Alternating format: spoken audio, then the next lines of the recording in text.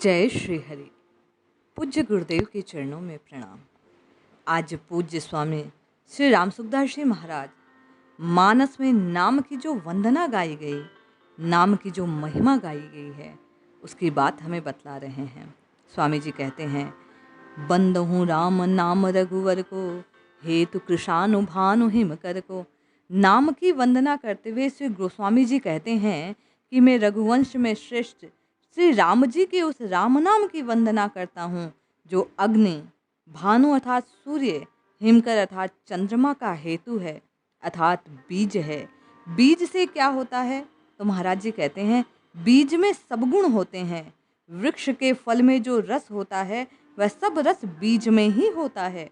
बीज से ही सारे वृक्ष को, फलों को रस मिलता है।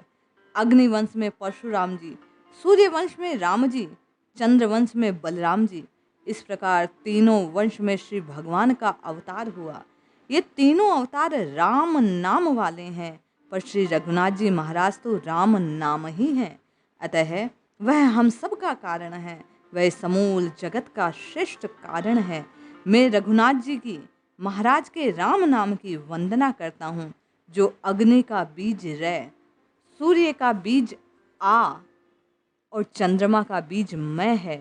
राम नाम में रै, आ और मैं, ये तीन अव्यय हैं।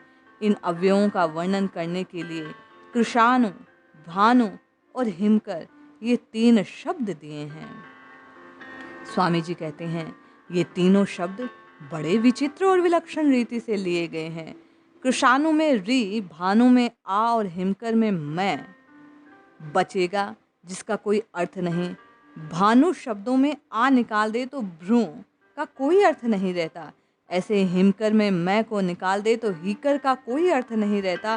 कृशानु, भानु और हिमकर, ये तीनों मुर्दों की तरह हो जाएंगे, क्योंकि इनसे राम की निकल गया।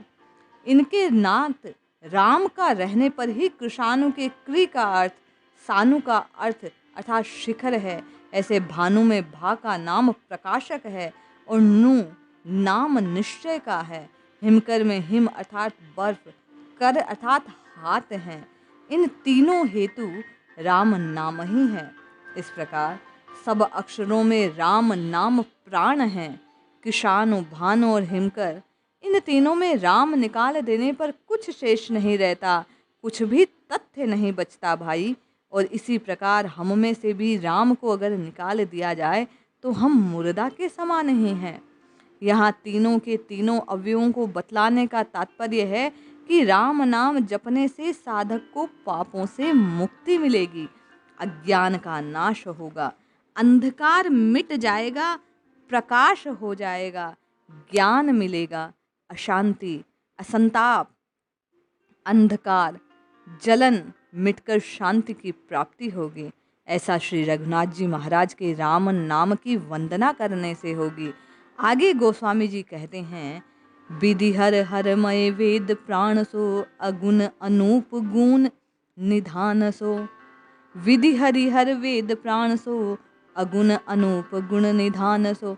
यह राम नाम ब्रह्मा विष्णु महेशमय है।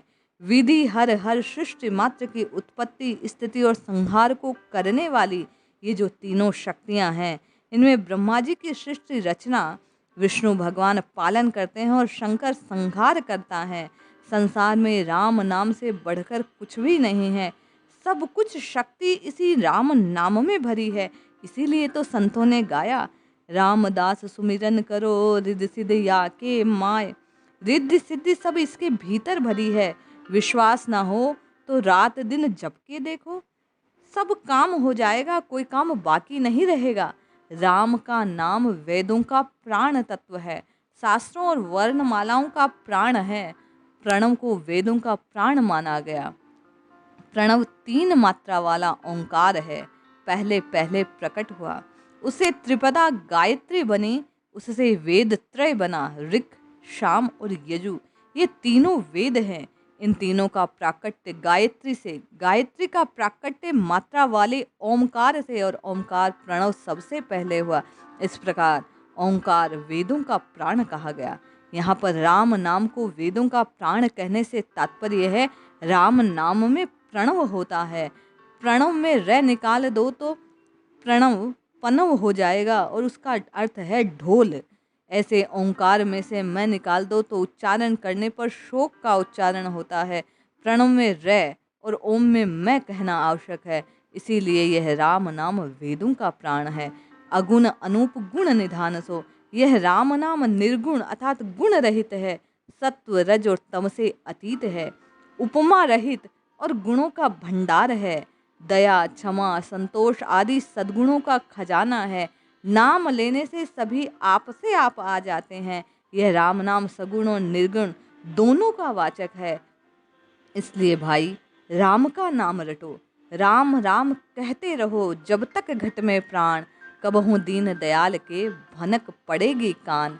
रटो राम नाम रटो, नाम को जिह्वा से ग्रहण करते रहो, ये नामामृत का पान करते रहो, तुम इस संसार में अमिट हो जाओगे। इस अमृत के प्रभाव से तुम अक्षर बन जाओगे। इसलिए भाई राम रटो राम, ये राम नाम ही कल्याण को देने वाला है। जय श्री हरि।